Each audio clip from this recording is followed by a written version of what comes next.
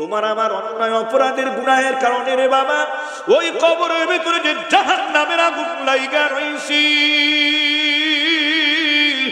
ওই কবরের জাহান্নামের আগুনের আযাব কেমনে সহ্য করবা?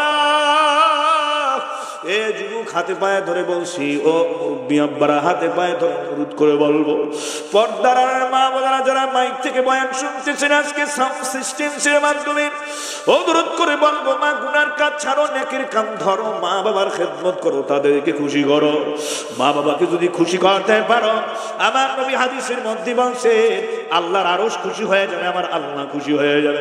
মা বাবাকে যদি দুরাচরণ করে বেজার করো, আমার আল্লাহ পাকও বেজার হয়ে যাবে। কথা ঠিক কিনা? আমার আল্লাহ যদি বেজার হয় জাহান্নামে হবে। যুবক তোর ঠিকানা, তুই তাবলীগে কাজ করতে পারো, চরমের দায়িত্বশীল হইতে পারো, তাহাজ্জুদ গুজার হইতে পারো, তুমি যত বড় কি হও না কেন, তুমি যত বড়